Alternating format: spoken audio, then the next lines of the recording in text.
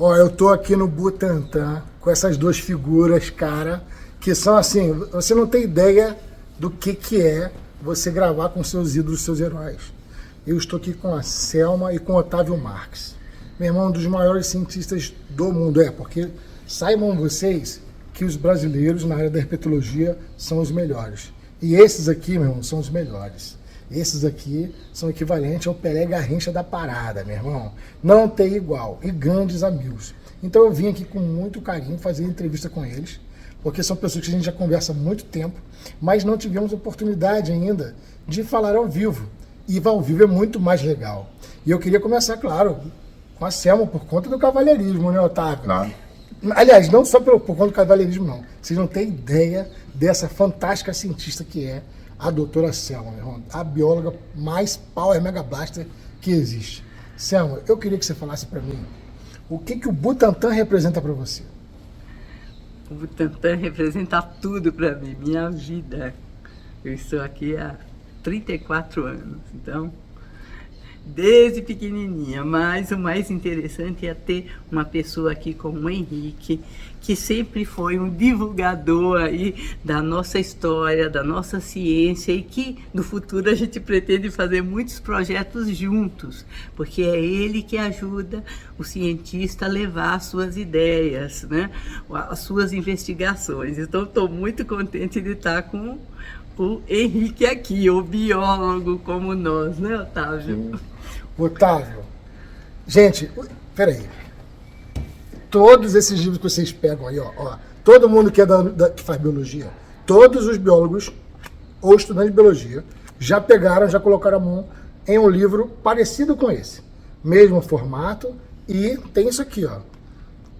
Tá vendo aqui? Ele tem uma plataforma que indica, tá vendo? Ele indica o que o bicho é, se ele é arborícola, se é opistógrafo, se é ágrafa, tá tudo aqui. Todo mundo que faz biologia, em algum momento, se deparou com um livro didático de excelentíssima qualidade, que é esse aqui.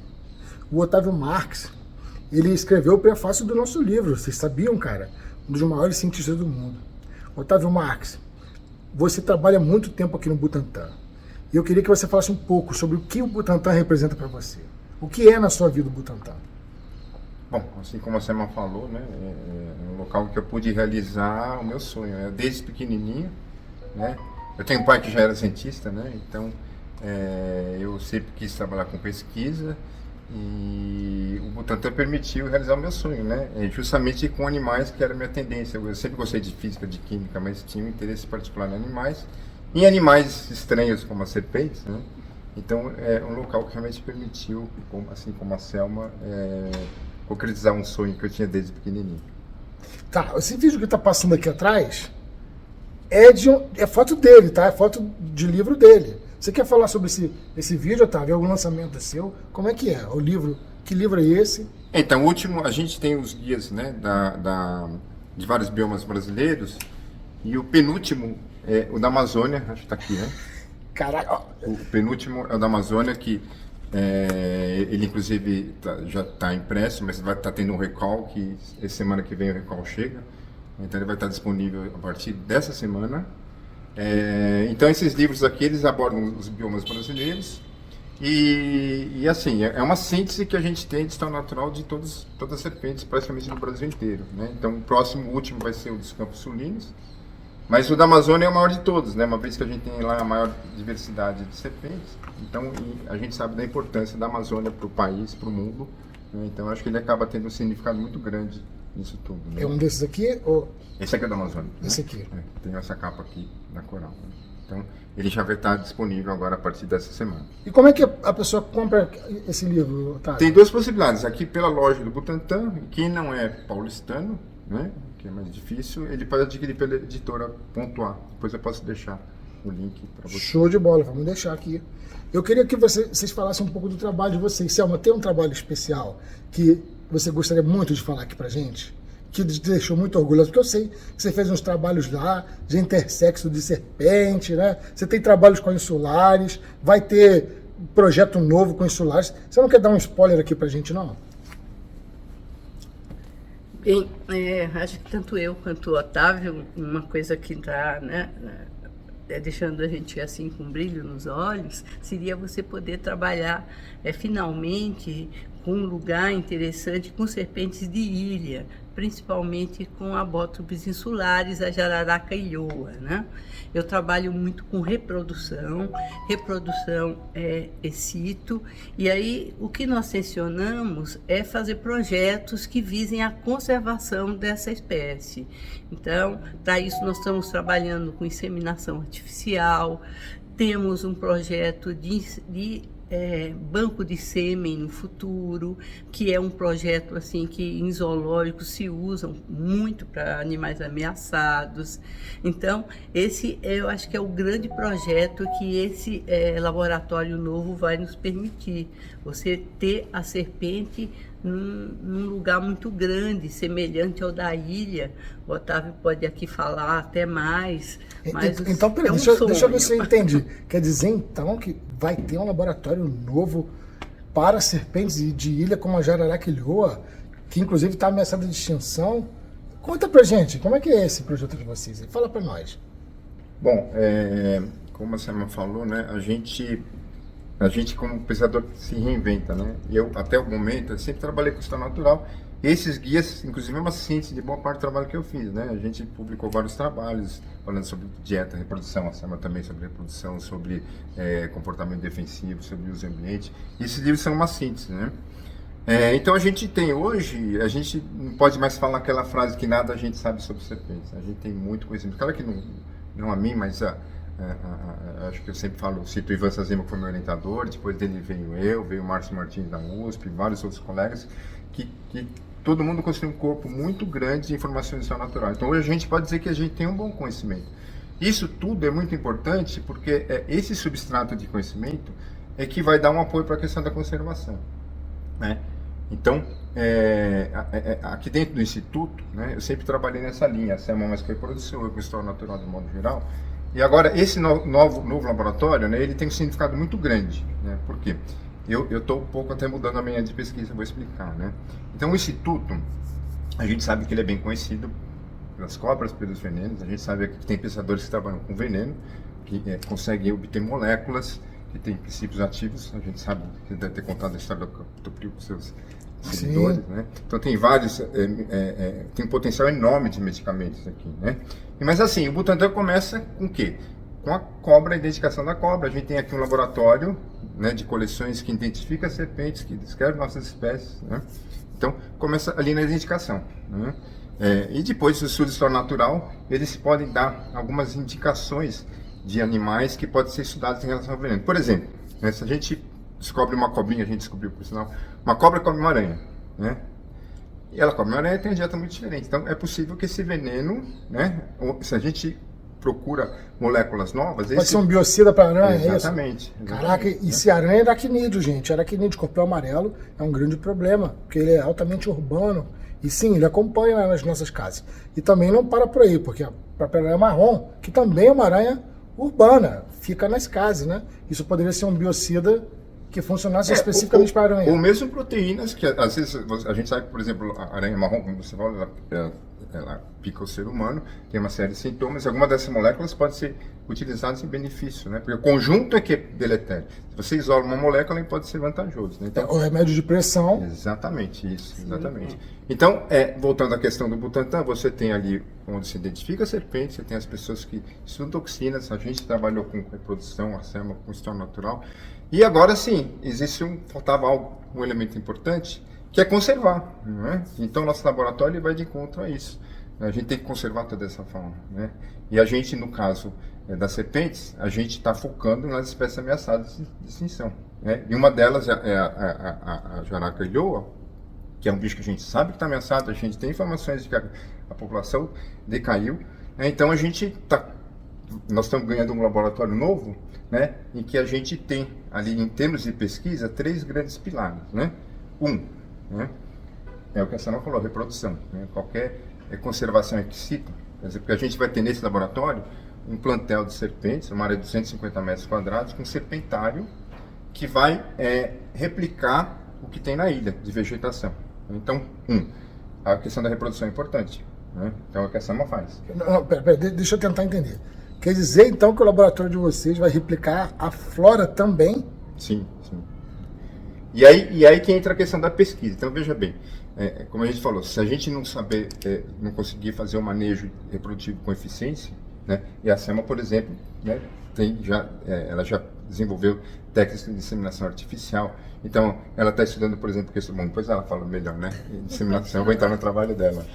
Viabilidade de esperma, ela pode detalhar melhor. Bom, então esse é um dos pilares que a SEMA pode detalhar depois. O segundo é a questão genética. A gente tem que ter na ilha uma diversidade genética, né, similar ao que acontece na ilha. Né? Porque o que acontece quando você tem um grau de cruzamento, né, de parentes, você vai tendo uma queda na diversidade genética. Então a gente tem que manter sempre. Então tem que ter um monitoramento constante. Então a genética é importante. Nós temos um laboratório de molecular que vai fazer isso. E o terceiro pilar, que é o que eu estou ingressando, que tem a ver com a minha área, que é ecologia comportamental, ecologia sensorial. Você falou agora, né? Vocês vão replicar a vegetação da ilha? E aí surge a dúvida, né? Então vou dar um exemplo. Vamos replicar. Mas o que é importante? Replicar a estrutura da mata ou a florística, as plantas, as espécies em si? Por que isso, né? Então, a gente sabe que a estrutura é importante, que vai ter sombreamento, né, para a cobra. Agora, será que as espécies de plantas são importantes? Né? Então, essa é a pergunta que a gente tem. Né? Tá aí para pesquisar, para responder ainda. Por quê? Então, por quê, né? Se a gente pegar ali a jaraquilhoa, a gente tem já um levantamento, ela vai caçar próximo a plantas com frutos. Né? A gente sabe que as aves vão para lá e ela preda ali. Isso. Então, a pergunta eu já entendendo, né? Já se ela vai ficar ali na hora da florada, se não vai. Como que ela acha aquele local? Ela acha pela movimentação das aves, pelo cheiro das fezes das aves, ou pelo cheiro dos frutos da planta, entendeu? Caraca. Então a gente, por exemplo, no instrumento que a gente está bolando, a gente está fazendo uma arena, né? A gente vai colocar a serpente nessa arena, com várias comunicações, e numa delas simplesmente a gente vai colocar o fruto. Né? Se ela se direcionar para o fruto, ela tem uma simbiose ali, ela vai para... Agora, olha a importância disso, por quê? E a gente sabe que ela é irmã da jararaca do continente, não é isso? A gente vai fazer a mesma coisa com a jararaca, certo? E como que a jararaca vai responder? Então, o que pode acontecer? Que as duas vão para o fruto, ou que nenhuma vai para o fruto, ou que só a jaraquilhoa vai para o fruto e a jararaca do continente não. Se isso acontecer, significa o quê? Que sensorialmente ela já desenvolveu uma sensibilidade para perceber o fruto que a jararaca não tem. Então veja bem, aí vem a nossa resposta. Se a gente mantém um plantel há várias gerações e não tem aquela planta, ela pode perder essa capacidade de perceber esse fruto e é um bicho que não seria tão viável na natureza. Fenomenal. Então, adorei essa...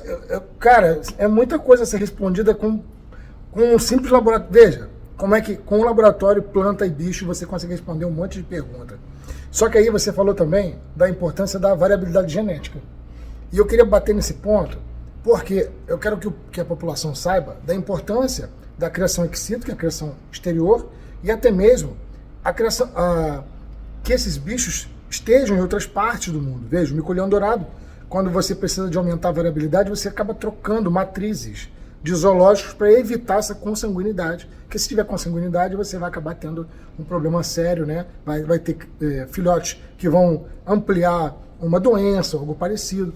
E aí eu queria saber se o laboratório de vocês é o primeiro, né, com o jararaquilhoa, que eu sei, mas se pretende, de repente, fazer uma parceria com os gringos, para zoo e etc., para tentar aumentar essa variabilidade genética. Então, na verdade, nós já temos know-how, nós temos um laboratório de molecular, né, SEMA, que tem essa função de, ele inclusive, já quantificou, a gente sabe que tem uma queda na população. A SEMA conseguiu pegar 20 exemplares que a gente trouxe em 2009, ela conseguiu duplicar esse plantel, né, e agora só que tem uma queda da diversidade genética, né, então a gente vai ter que fazer isso que você falou. E aí, com a ajuda da SEMA, né, a gente tem a possibilidade de... Você pode explicar um pouco mais, né? De trazer. E aí é isso que eu já tenho até um projeto agora do CNPq, em que a ideia é pegar o sêmen dos machos da ilha, trazer, porque por um tempo dá para trazer, e inseminar as serpentes aqui no Butantã. Você não retira o bicho da ilha. Você não retira, você só coleta o sêmen. Entendeu? Gente, então... eu tenho que perguntar, porque eu sei que alguém vai perguntar aqui embaixo. Antes que vocês perguntarem, saibam que nós também temos senso de humor, tá bom? Selma, Como é que tira o esperma da cobra? A gente Eu estou conversando sério aqui, pessoal. bem invasivo, na verdade. Aliás, não é invasivo. A gente põe uma revista de serpentes, né? Sem roupa, para o macho. Mentira! Madeline falou, toma o seu potinho. Playboy Toma Playboy de serpente, toma o seu potinho e vai lá e manda. E não é preciso sacolejar a serpente, não. Calma que a Selma vai explicar. Eu sei que não adianta, eu vou falar, alguém vai falar besteira embaixo. Então a gente já ri logo, né, de uma vez. Então, Conta na nós. verdade, a técnica desenvolvida até por uma veterinária daqui, que foi minha aluna, Que tem mãos de fada. ela massageia toda a região, né, do abdômen, ali da cauda, e leva a serpente a sair um pouquinho do esperma. Não é uma ejaculação como a gente conhece, mas sai, né, bastante sêmen, que possibilita que a gente olhe como está o estado desse sêmen, a motilidade dele, o volume, né, qual é o melhor espermatozoide, e aí a gente pode coletar isso e inseminar na fêmea. E aí isso a gente pode fazer na de Alcatraz, né, na Sazimai, na Germanói, na Otaviói, não só na Insulares. Em tudo quanto é serpente, ou seja, a cauda das serpentes, a cauda do macho, o M-pênis fica por ali, entendeu? Então tem técnica do massageamento da cauda com mãos de fadas. E aí vai conseguir coletar o espermatozoide ali e trazer para cá para aumentar a variabilidade genética. Pareceu. Eu sei que não dá, eu sei que é difícil não rir, mas isso é um trabalho sério. Inclusive, eu queria que você falasse um pouco, Selma, sobre o lance do tal intersexo das serpentes insulares lá da Bótopsi, da Jaraquilhoa. Como é que funciona isso? Isso é uma coisa bastante interessante, que a gente sabe da intersexualidade da Insulares, da Jararaca-Ilhoa. E um fenômeno que desde o Dr. Og, né, há 50 anos atrás, que a gente vem se perguntando por que na ilha tem tantas serpentes com M-pênis, né? Fêmeas com M-pênis. Fêmeas com M-pênis. Que aí seria o intersexo. Que seria o intersexo, ou então ela tem parte do aparelho do macho, que no caso é o M-pênis. E aí tem toda uma gradação de tamanho, aí tem uns que são muito parecidos com os do macho. O que acontece é que a gente está descobrindo em outras ilhas que outras fêmeas de ilha também têm esse M-pênis. A pergunta seria, será que tem uma funcionalidade? Então, ao ter um laboratório como esse que nós vamos ter, com um espaço grande, um viveiro, nós podemos ver, por exemplo, é uma pergunta que eu tenho, será que essa fêmea com M-pênis, ela poderia ter algum tipo de comportamento, né, que levasse a outra fêmea, por exemplo, a ovular ou a desenvolver folículos ovarianos, né? Então, isso é uma coisa que a gente não sabe. Será que tem algum papel esse M-pênis? E ela se comportaria como macho.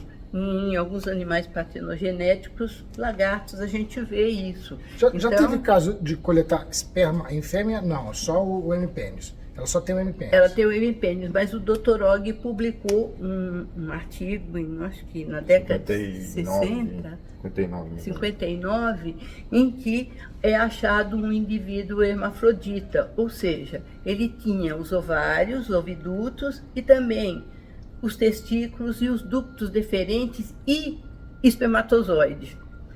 Então... Ela falou uma coisa muito importante aqui, que chama-se partenogênese. Partenogênese é quando a fêmea não precisa do macho para ter o filhotinho. Isso acontece em vários animais. Até em aves já foi relatado, tá?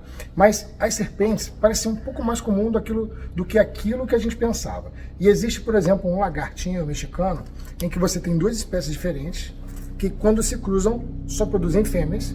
E aí vem uma outra fêmea e faz o papel da cópula. Ela finge que é um macho, faz o papel da cópula do macho, mas só para estimular a outra a fazer a partenogênese. E a pergunta é essa, né, Selma? Será que o intersexo da ilhoa é para isso? Então essa é a ideia do projeto? Que ela faça o mesmo um ritual de acasalamento? Sim, porque a gente já viu aqui no Museu Biológico, né, na década passada, uma serpente, uma ilhoa aqui sozinha no museu, que ela teve por 2 vezes filhotes. Só que naquela época não tinha estudos moleculares que pudessem provar a paternidade, né? Porque não encontraria o pai, né? Essa que é a partenogênese é uma indução virgem, sem o gene, sem o esperma do pai. Então, quer dizer, tudo isso está envolto na insulares, né? Na nossa jararaca ioa. Então, todo esse comportamento que pode acontecer, né? Do macho, da fêmea realmente fazer o papel do macho. Agora, isso tem que ser investigado, né? E na ilha é mais complexo, né? Você teria que ir numa época especial, ficar lá. Se a gente vai ter um ambiente aqui propício para isso, por que não olharmos isso também, né? Já foi encontrado um bicho partenogenético aqui no museu. Então ela fica gordinha todo ano e tem um monte de filhote e não tem o pai. Caraca, já pensou, cara? Tem um pessoal que já engravida à toa, só olhando, botou a camisa de adolescente, pronto, ficou grávida. Aí é assim que acontece. Só que no caso aqui, esse é o pai, entendeu? Mas a gente conhece também um monte de casos que não tem pai aí, cara, que o pessoal foge, né? Mas, desculpa a piada, pai. Mas que coisa legal esse negócio do laboratório novo, hein? Vai dar para aprender muita coisa. Eu queria saber um pouco mais sobre a perspectiva da jararaca, do porquê que virou outra espécie lá na ilha? O que aconteceu na história? O que aconteceu na história para virar uma jararaca nova? Então, a ilha ela está isolada, né, do continente, e a gente sabe que ao longo dos períodos glaciais, que você tem períodos mais frios, né, o gelo, a água se concentra, né, congelada nos polos, sobre os continentes inclusive, né? E com o aquecimento global, né, essa água congelada, ela se espalha na Terra e eleva o nível do mar. Então a gente sabe que esse evento ocorreram várias vezes. O último evento em que havia uma conexão da ilha com o continente é há 11 mil anos atrás. Então seria a idade mínima que a gente supõe que a jararaca tem. Ocorreram outros eventos, então ela poderia ter especiado até antes, a gente não sabe. Então é comum você ver que a idade mínima que a gente pode dar para ela seria 11 mil anos, né? E ela estando isolada, ela passou o isolamento por si só, ele, né, vai acumulando modificações. A Selma falou um exemplo interessante em que existem duas hipóteses, né? E acho que a ciência faz isso, testar a hipótese, é o que a gente vai fazer no laboratório. Então, esse exemplo que ela deu do M-pênis, a gente pode pensar, tem uma função, então ela vai testar. Isso faz parte da ciência, a etapa final da ciência é testar aquela hipótese. Mas a gente pode pensar que isso é simplesmente um caso, né, que não houve um favorecimento, né, não existe uma vantagem seletiva, ou seja, né, uma característica ela vai se fixar ao acaso, né, por acaso, sem dar vantagem. Né? E o fato de ser uma ilha é o que a gente chama de deriva genética, né? Quer dizer, se você tem uma característica que surge em uma população pequena, ela pode se espalhar sem dar vantagem. Então, poderia ser uma outra hipótese do M-pênis, né? Então, o M-pênis pode ter surgido ao acaso e ter se fixado, né? E aí tem uma série de características. A gente pensa na cor dela, que ela tem uma coloração diferente. Ela é mais amarelada? Mais amarelada. Né? Existem algumas hipóteses que dá para a gente discutir aqui, né? Em relação à questão da predação, do porquê disso. Ela tem a cabeça com tamanho diferente, né? Ela tem focinho mais comprido, diferente do que o Amaral foi a pessoa que descreveu a espécie, né? A gente descobriu agora que ele falava que ela tinha focinho mais curto, né? E a gente fez medidas muito precisas, né? E na verdade é o contrário. É o contrário. Um aluno meu, ele mediu, né? Com bastante precisão, né? O Lucas Siqueira, e a gente viu, na verdade, que é maior, né? O que faz sentido é para agarrar uma ave. E é interessante que a gente, comparando com as populações... E ela tem esse comportamento de segurar a ave. Ela provavelmente o jararaca tem também, né? Ela simplesmente herdou algo. Mas o que pode ter acontecido é que ela talvez tenha aumentado esse tamanho do focinho, né? O que é um indicativo, inclusive, que a gente tem, né? Então, então tem mudanças microevolutivas. Aquele que a gente falou de sensorial, nós vamos testar se isso mudou ou não mudou, se isso já estava retido. Então, assim, você tem características que claramente estão associadas à nova condição. Então, por exemplo... Elas são menores do que a jararaca. São menores. Será que esse M-pênis não é o resultado de uma carga maior de testosterona? e selecionou cobras menores Isso a para Selma a pode Ásia, responder para a árvore, a desculpa. Selma pode responder isso aí, né? Ou não, tudo O que a gente está vendo até agora é que é hormonal, né? hormonal. Hormonal o desenvolvimento do hemipênis, né? O tamanho. O- né? o- que- A questão do O tamanho. tamanho do É. hemipênis? Não, ele perguntou se o tamanho teria uma. Tamanho da tamanho da cobra. que Ah, ela não, levou. também, com certeza. Porque o macho é menor que a fêmea, mas a fêmea também é menor. Isso dá uma forma arborícola, mas de repente o fato dela ser selecionada ter uma quantidade de hormônios, testosterona maior, faz o hemipênis como forma colateral. Assim, porque a gente vê, por exemplo, isso em animais domésticos, né? Quando, por exemplo, um gatinho começa a reproduzir muito cedo, ela também não cresce tanto quanto uma outra que não teve, né? Então eu fico imaginando até que ponto, né? Isso também não é para serpente, né? Então ela começa a reproduzir. Então qual é a energia que ela precisa de energia ou para se reproduzir ou para crescer, né? Então pode estar assim envolvendo hormônios, né? E a gente está vendo que no caso de serpentes de ilha tem toda aquela questão da pedomorfose que o próprio pessoal que trabalha, o próprio Otávio, mostrou que quase todas as serpentes de ilha podem ser pedomórficas, né? Quer dizer, elas têm essa característica juvenil no adulto, né? Entendi. Preservaria a característica juvenil. Porque faz bastante sentido para organismos de ilha, que o recurso é pouco, né? Apesar que tem gigantismo em ilha também, tá, pessoal? O dragão de Komodo é um exemplo. Mas o nanismo em ilha, como tinha caso de elefante anão, etc. Mas poderia ser uma possibilidade, então, uma espécie de nanismo, uma pedomorfose no caso da Bótopus alcatraz. Que é mesmo pequenininha, nas outras, né? que é pequenininha. E aí você vê quando que começa a maturidade sexual, que é uma coisa que a gente vai estudar. Se é mais novo, Vocês têm ideia do que é a importância do trabalho em laboratório? Para você responder todas essas perguntas, não é fácil. Não é fácil. Por isso que a gente tem que dar muito valor à construção desse laboratório e à conservação ex situ. Porque elas estão sendo extintas mesmo. Está acabando essas serpentes. Elas sofrem com queimadas, tráfico e, claro, as ações humanas de uma maneira em geral. Se não tiver o Butantan para fazer essa conservação ex situ, como é que vai ser daqui para frente? A gente pode acabar perdendo esse magnífico animal para a natureza e potenciais biotecnológicos, não é, professores? Sim. Olha, posso falar uma coisa? Pode falar tudo. Você vai falar tudo que você... primeiro criador, o cientista conservacionista de serpentes no Brasil. Por quê? Nós tínhamos sempre as serpentes numa caixa, que é o intensivo, que todo Butantan faz. Agora não. Pensando no serpentário, nós vamos ter um lugar só para serpentes de ilha muito grande. Acho que é uns 250 metros quadrados, Otávio. Então... Daqui a pouco tá maior que a ilha. E eu acho que o grande diferencial que a gente tem, Henrique, né, e essa, né, referendo a isso que eu vou falar, a gente sempre teve no Butantan, sem tirar mérito de colegas aqui, se mantém cobra muito bem, né, eu acho que é um dos melhores locais que se mantém. Mas a gente está tendo um aspecto importante, se bem que outros laboratórios já têm feito um pouco disso, sem dúvida, mas a gente está investindo muito para amparar o manejo, a pesquisa. Então, eu te falei agora, por exemplo, vai ter que ter planta da ilha, não vai ter que ter. Então, assim, a gente está amparando, né, a criação, deixando um pouco aquela ideia de manutenção empírica, que é no olhômetro. Às vezes tem pessoas que são fabulosas. A gente tinha um colega que faleceu, Aníbal, você conheceu? Meu garejo, ele era ótimo para manter a lácteos. Ele tinha ali um computador na cabeça dele, que punha as variáveis ali, mas tinha a lácteos super bem. Mas a gente está tentando pegar o que ele tinha na cabeça e quantificar tudo isso. Quer dizer, a gente está tentando fazer usando o método científico para respaldar o manejo de cativeiro. Acho que isso é fundamental, né?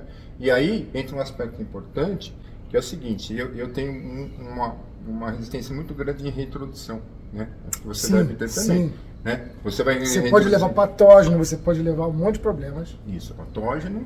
Você pode levar um gene diferente, é o que a gente brinca de acidentes zoogeográficos. Vai que faz um híbrido sem querer no laboratório. Exatamente. Na jararaca do continente, sem querer faz um cruzamento. Exatamente. Você leva um gene nem sem saber. Então, veja bem, a questão do patógeno é bem importante e a gente sabe que teve aí já aqui no Brasil, eu acho que naquela... Pentafly, né, que morreu todas as môjumes ali por um surto de vírus, matou tudo. Imagina nós aqui no Butantã, nós temos ali o serpentário, né? Ele vai ter que ser aberto, né? Porque tem que ter as variáveis climáticas. Então uma lagartixa leva um vírus ali. Então, o que a gente vai ter aqui? Nós temos no Butantã, você falou de gringo, não precisa ir de gringo não, a gente tem aqui no Butantã know-how, computadores de primeira linha aqui, que trabalham com metagenômica, em que a gente pode perfeitamente fazer um screening de todos os DNAs viróticos que tem na população em cativeiro, né? E comparar isso com a ilha. Então, esses nossos colegas aqui no Instituto, eles têm condição de olhar ali e saber se a gente pode ou não introduzir aquele bicho. Quer dizer, se bater o perfil, né, que tem no plantel, né, com o da ilha, podemos introduzir. Aí sim, a gente vai ter um elemento seguro para introduzir sem o risco de estar introduzindo um patógeno. Entende? Então, de novo, a pesquisa e aí multidisciplinar, envolvendo vários colegas do Instituto, para não parar. A gente tem que recuperar essa população, provavelmente. Então, a gente vai poder recuperar com segurança.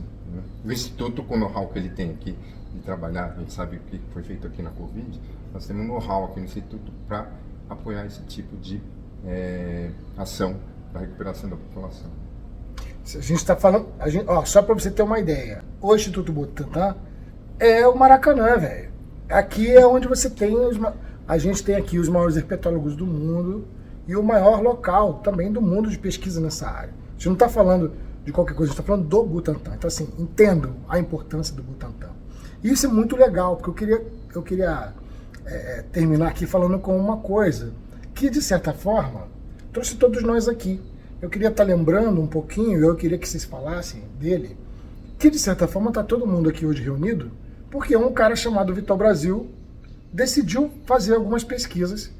E, de certa forma, eu estou aqui hoje por conta dele, se a gente para analisar o estudo da primeira causa, né? É ele. E tá aqui com o Otávio, estou aqui com a Selma, que chegaram aqui há muito tempo atrás. Hoje, né, são aqui os papas do Butantã. E graças a um cara chamado Vital Brasil, que meio que começou isso tudo, né? Querem falar um pouquinho dele pra gente? Porque é importante falar do nosso cientista brasileiro, Vital Brasil. Eu acho que ele é uma figura emblemática do país, né? Eu acho que, né, tem uma anedota aí, né, que ele estava em Nova York e que teve um zoológico, uma pessoa foi ficada, foi o zoológico, né, do Bronx, isso, né? Bronx, né? E ali é Cascavel, né? Foi picado. Não, foi uma jararaca que picou a pessoa, né? Foi um bicho e o soro para outro bicho não funcionava. E ele mostrou, ele tinha ali o soro, né? Conseguiu o soro que conseguiu salvar a vida da pessoa. Quer dizer, depois virou capa da Time, né? Então ele é uma figura emblemática, né? Conseguiu mostrar que o soro específico era importante.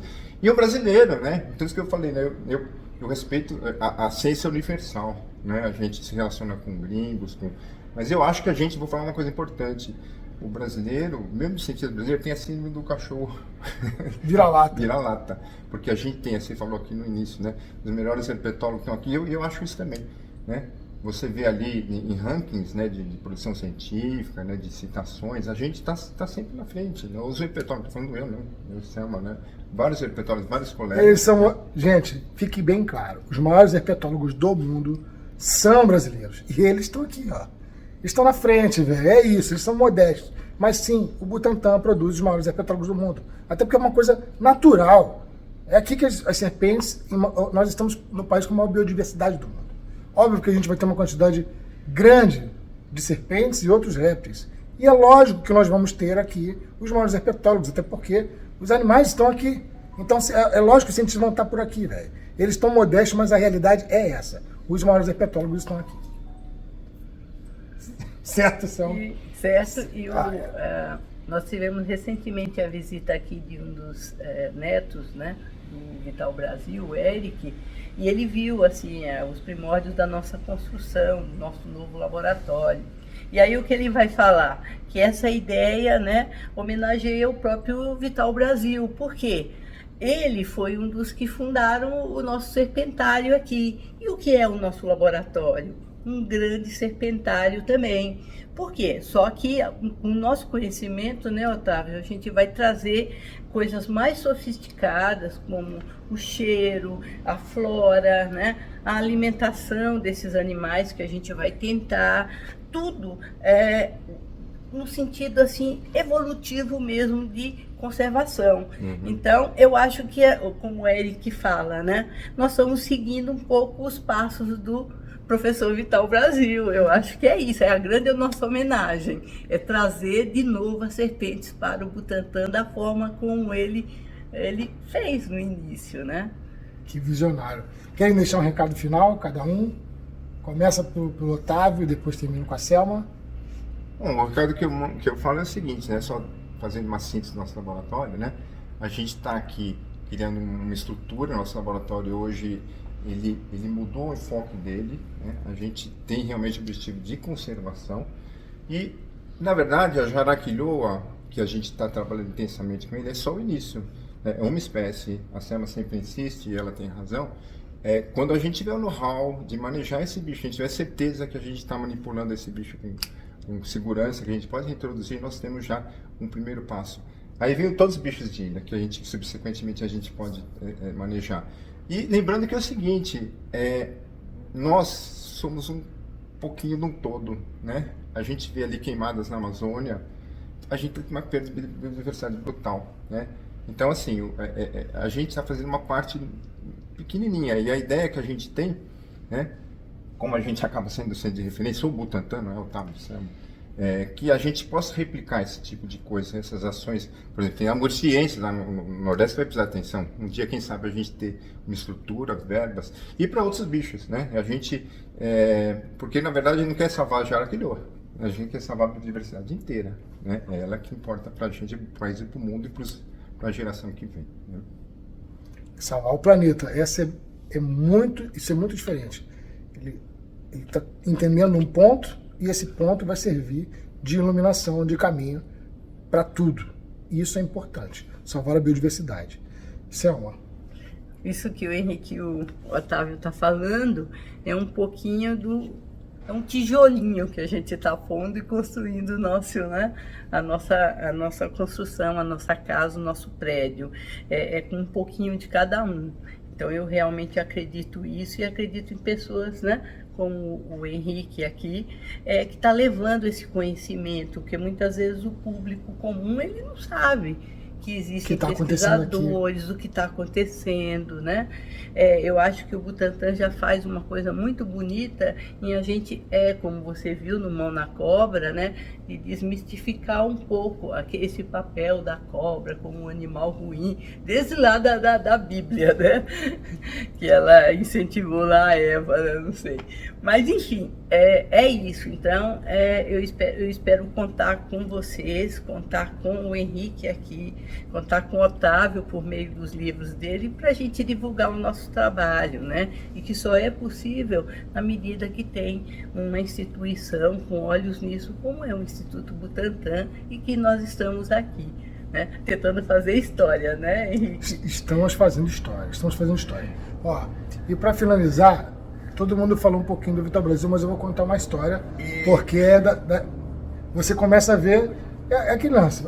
Eu só tô aqui hoje com eles porque um cara chamado Vital Brasil existiu, e graças a ele o Butantã tá aí, graças a ele incentivou eles a fazerem biologia, e são os maiores herpetólogos do mundo, isso é claro.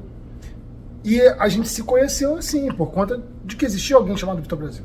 Mas não para por aí não, porque eu já tenho 20 anos de casado, e graças ao Vital Brasil eu consigo manter a minha família, manter a comida na minha mesa. Sim, eu tenho que agradecer aqui ao Vital Brasil, porque sem dúvida nenhuma fez parte da construção da nossa história. Com certeza. Graças aos vídeos a gente consegue botar comida na mesa, e o Vital Brasil tem responsabilidade nisso, e fez com que todo mundo se encontrasse aqui hoje.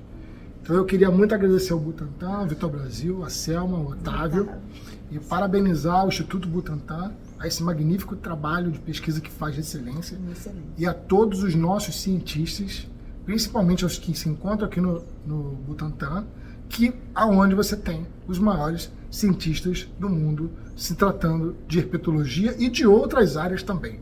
Parabéns ao Instituto Butantan. Conta com a gente, porque a população conta com vocês.